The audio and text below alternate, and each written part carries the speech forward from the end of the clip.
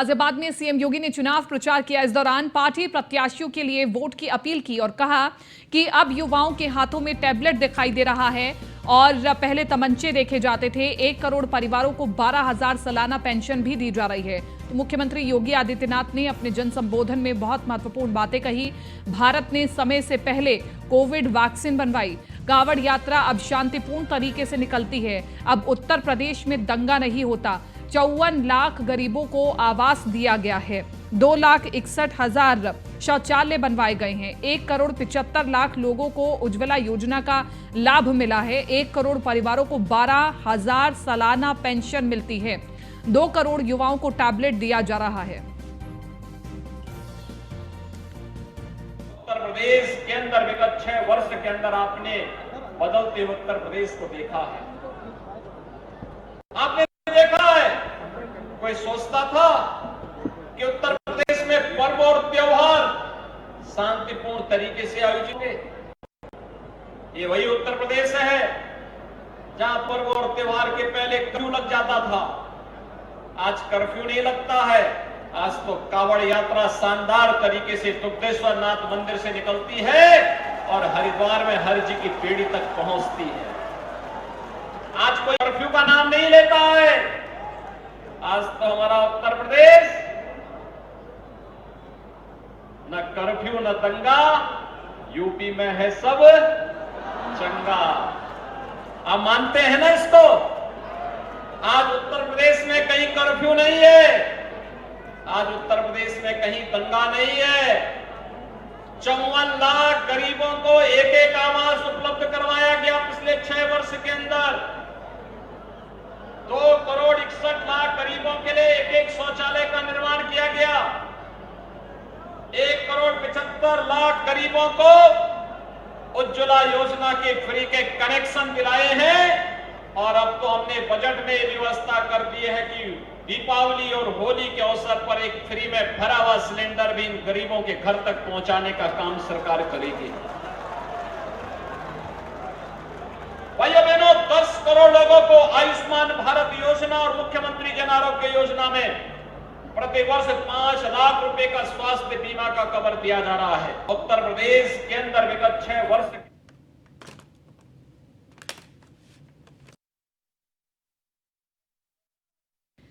तो मुख्यमंत्री योगी आदित्यनाथ दूसरे चरण के चुनाव के लिए फिर से जुट गए हैं, एक्टिव मोड में नजर आ रहे हैं और जनसभाओं के माध्यम से बताया जा रहा है कि प्रदेश में कितनी उन्नति हुई है।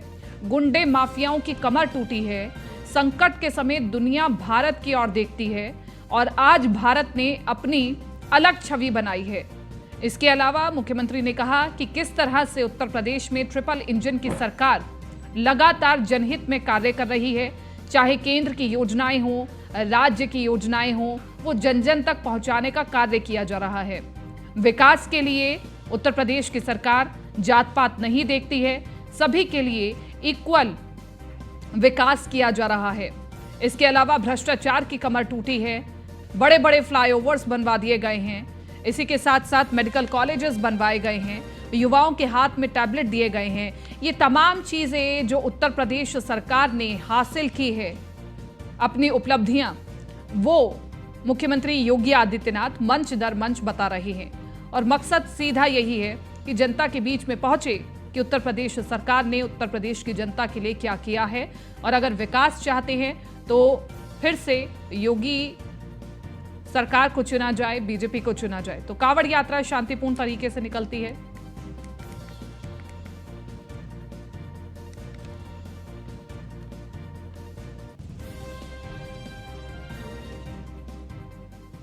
और ठीक इससे पहले मुख्यमंत्री योगी आदित्यनाथ ने मेरठ में एक जनसभा को संबोधित किया था। क्या कुछ उन्होंने कहा था, आपको सुनवाते हैं।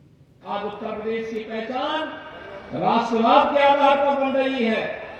आज उत्तर प्रदेश ने तय किया है कि उत्तर प्रदेश अब उपद्रव को बर्दाश्त नहीं करेगा।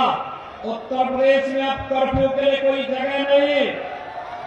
कर्फ्यू का जगह आज उत्तर प्रदेश में कांवड़ यात्रा ने ले लिया है। कांवड़ यात्रा उत्तर प्रदेश की पहचान बन रही है।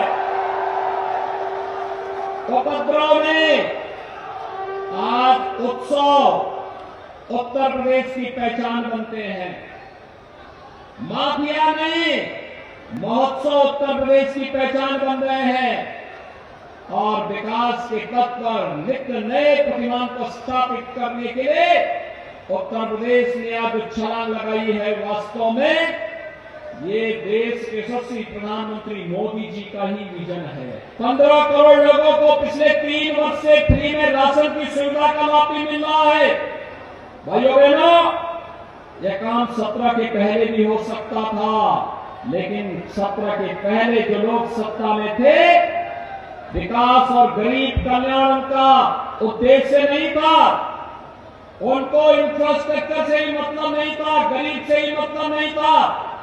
वे तो अवसरवादी थे, अराजकता पैदा करते थे, कांवड़ यात्रा में बाधा पैदा करते थे और गरीबों की योजनाओं में डकैती डाल करके अपने और अपने गुर्गों का पेट भरने का कार्य करते थे। लेकिन 17 के बाद उत्तर प्रदेश के अंदर आपका जो आशीर्वाद प्राप्त हुआ, आज उसका परिणाम उत्तर प्रदेश के अंदर किसी गरीब का चेहरा देख करके नहीं, उसकी जाति देख करके नहीं, उत्तर प्रदेश का नागरिक है, उसको योजनाओं का लाभ मिलना ही है और यह देने का कार्य हो रहा है। तो देखिए, मुख्यमंत्री योगी आदित्यनाथ मंच दर मंच बीजेपी प्रत्याशियों के लिए वोट मांग रहे हैं और बीजेपी के द्वारा किए जा रहे कार्यों को जन जन तक पहुंचा रहे हैं। हापुड़ में भी मुख्यमंत्री योगी आदित्यनाथ ने जनसभा की है, वहां पर क्या कुछ का आपको सुनवाते हैं। केंद्र और राज्य सरकार एक ही दिशा में एक स्पीड से आगे बढ़ती है, तो फिर विकास आने में कोई देर नहीं लगती। लोगों के जीवन में शुभ और शुभ ही दिखाई देगा और उस शुभ को आगे बढ़ाने के लिए, मंगल ही मंगल को आगे बढ़ाने के लिए ही मैं अब एक बार फिर से आया हूं। डबल इंजन सरकार पैसा लाएगी, लेकिन उसको जमीनी धरातल पर उतारने की आवश्यकता, उस प्रकार का बोर्ड चाहिए नगर निकायों में। आप सोचिए ना, जितनी तमाम राज्यों की आबादी नहीं और तमाम देशों की आबादी नहीं, उतने लोग हमारे केवल नगर निकायों में निवास करते हैं। 4 करोड़ 32 लाख तो केवल मतदाता हैं। 6 करोड़ की आबादी, हमारी 6 करोड़ से अधिक की आबादी नगर निकायों में निवास करती है। नगर निकाय चुनाव में 4 करोड़ 32 लाख मतदाता हैं। आखिर इनकी आवश्यकताएं होंगी। 17 के पहले क्या था? हमारे नगर कूड़े के ढेर होते हैं। मैं तो धन्यवाद दूंगा जनरल साहब को और उनके विधायकों को और वहां के भारतीय जनता पार्टी के बोर्ड को, जिन्होंने गाजियाबाद को देश के सुंदरतम नगरों में स्थापित कर। तो देखिए, मुख्यमंत्री योगी आदित्यनाथ के अलावा कैबिनेट के तमाम मंत्री नगर निकाय चुनावों के प्रचार प्रसार के लिए जुटे हुए हैं और इसी कड़ी में डिप्टी सीएम ब्रजेश पाठक भी लगातार दौरे कर रहे हैं। उन्होंने हवाई दौरा किया शाहजहांपुर से लेकर के और इसी के साथ साथ हालचाल जाना कि निकाय चुनाव में किस प्रकार से बीजेपी के तमाम प्रत्याशी मेहनत कर रहे हैं। उनसे ज्यादा बातचीत की हमारे संवाददाता मनीष ने। देखिए, उत्तर प्रदेश निकाय 2023 के चुनाव के पहले चरण का मतदान हो चुका है और लगातार उत्तर प्रदेश की जो टीम है, योगी आदित्यनाथ की जो टीम है, उसको लगातार चुनाव प्रचार पे है। आज हमारे साथ खुद हवाई सफर में मौजूद हैं उत्तर प्रदेश के डिप्टी सीएम ब्रजेश पाठक जी। हम बात करेंगे ब्रजेश पाठक जी से कि किस तरीके से जो जमीनी हकीकत है उसके लिए लगातार हवाई यात्राएं कर रहे हैं ब्रजेश पाठक जी। और आज शाहजहांपुर में अब अपना जो चुनावी कार्यक्रम उसको खत्म करके अब सीधे हमारे साथ निकले हैं लखनऊ के लिए। हमारे साथ बात करेंगे खुद डिप्टी सीएम ब्रजेश पाठक जी।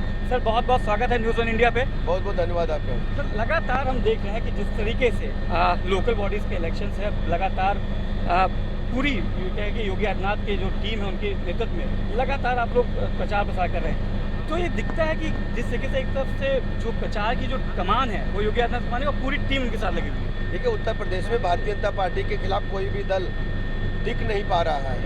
आदरणीय प्रधानमंत्री नरेंद्र मोदी जी की गरीब कल्याण योजनाएं जन जन तक पहुंची हैं और उत्तर प्रदेश के लॉ एंड ऑर्डर की सराहना हर आम नागरिक कर रहा है। जाति धर्म संप्रदाय से ऊपर उठकर लोग भारतीय जनता पार्टी के साथ हैं और इसलिए नगर निकाय के चुनाव में भाजपा की लहर चल रही है। कल जो चुनाव हुआ 4 तारीख को 10 के 10 नगर निगम और नगर पंचायत और नगर पालिका परिषदों में पार्षद सभासदों सहित भारतीय जनता पार्टी जीत करके आ रही है और द्वितीय चरण के चुनाव में भी बीजेपी बहुत अच्छा करेगी। सभी नगर निगम हम जीतेंगे, नगर पालिका नगर पंचायतों में भी हम बहुमत के आधार पर एक बड़े संख्या में जीत करके पिछली बार से अधिक सीटें जीत करके हम लोग आ रहे हैं। क्योंकि देखा गया है कि भारतीय जनता पार्टी में लगातार विकास की बात होती है, मुद्दों की बात होती है, पर कहीं ना कहीं विपक्ष की बात करेंगे तो फिर से कास्टिज्म, उत्तर प्रदेश की बात करेंगे तो कास्टिज्म और जातीय समीकरण और साथ ही क्षेत्रीय समीकरण को क्यों लाती है विपक्ष? दरअसल विपक्ष के पास कहने को कुछ है नहीं, ना उनके पास कोई नीति है, ना कोई एजेंडा है, और जब वो सत्ता में रहे हमेशा उन्होंने गुंडई, अराजकता, माफिया लोगों को आगे बढ़ाने का काम किया है। और उत्तर प्रदेश का आम जनमानस आज भी ऐसे अपराधी तत्वों की जो करतूत थी उनको याद करके सिहर उठता है। प्रदेश की जनता कभी ऐसे अपराधियों को स्वीकार नहीं करेगी और ना उन्हें माफ करेगी। अखिलेश जी तो निकले थे लखनऊ में, पहले चरण जब मतदान हुआ था निकले, मेट्रो में गए, अपनी विकास दिखाया कि मैंने मेट्रो बनाया, विकास के तौर पे आए। उसके बाद पहुंच गए रिवर फ्रंट जहाँ पे काम अधूरा था, बताया कि ये देखिए ये हमने मेट्रो बनाया, ये विकास है, और काम अधूरा ये बीजेपी है। देखिए जो मेट्रो उन्होंने बनाया था वो सिर्फ चारबाग से लेकर अमौसी तक बनाया था, और उसके बाद की पूरी मेट्रो को बनाने का काम भारतीय जनता पार्टी ने किया है। आगरा, गोरखपुर, कानपुर सहित कई बड़े शहरों में मेट्रो को हमने आगे विस्तारित किया है। करा रहे हैं 2022 में देखा था लक्ष्मीकांत वाजपेयी जी थे, इस समय ब्रजेश पाठक जी छाए हुए हैं, लगातार दूसरे दलों को खाली कर देंगे क्या? बीजेपी से लोगों का आकर्षण बढ़ा है माननीय मोदी जी की नीतियों रीतियों के साथ, और मोदी जी दुनिया के सर्वाधिक लोकप्रिय नेता हैं और बीजेपी दुनिया की सबसे बड़ी पार्टी है। आप देखेंगे भारतीय जनता पार्टी के प्रति लोगों का आकर्षण बढ़ा है और लगातार आम जनता मोदी जी को अपना आशीर्वाद दे रही है। और जो लोग जा रहे हैं, जो बगावत कर रहे हैं, उनका क्या? क्योंकि 500 से अधिक लोगों के ऊपर कार्रवाई की गई है। भारतीय जनता पार्टी अनुशासन पार्टी है और अनुशासन से हम कोई समझौता नहीं करते। तो अगर वो बाद में अगर माना जाए कि वापसी का उनके लिए द्वार खुला है क्या? अभी इस प्रकार की कोई चर्चा नहीं है।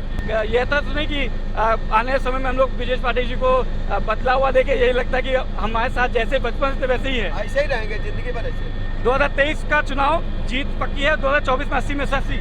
देखिए 2024 में हम 2014 वाला रिजल्ट दोहराएंगे और 75 से अधिक सीटें जीतेंगे और माननीय मोदी जी तीसरी बार इस देश के प्रधानमंत्री बनेंगे। बहुत बहुत धन्यवाद। तो ये देखिए ब्रजेश पाठक जी थे जो बता रहे थे कि जिस तरीके से जमीनी नेता का कुछ काम होता है, जमीनी स्तर पर जिस तरह से रहते हैं उस तरह से हम रहे हैं, जनता के बीच में रहते हैं, यही अनुशासन होता है और इसी अनुशासन के साथ भारतीय जनता पार्टी आगे बढ़ रही है। निकाय चुनाव हम जीत रहे हैं, 2024 में भी एक बार फिर से भारतीय जनता पार्टी पूर्ण बहुमत की सरकार बनाएगी। प्रधानमंत्री नरेंद्र मोदी एक बार फिर से उत्तर प्रदेश से प्रधानमंत्री की कुर्सी पे बैठते हुए नजर आएंगे। वीडियो जर्नलिस्ट वीरेंद्र के साथ Manish Mishra, news India, Lucknow. Deputy CM Keshav Prasad Maurya ने कासगंज के तीर्थ नगरी सोरो में बीजेपी प्रत्याशियों के पक्ष में वोट मांगा। उन्होंने दावा किया कि यूपी में ट्रिपल इंजन की सरकार बनने जा रही है।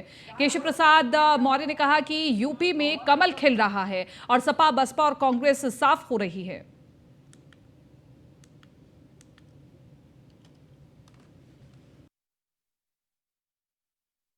सोरो नगर पालिका में श्री रामेश्वर दयाल महेरे जी के नेतृत्व में कमल का फूल खिल रहा है।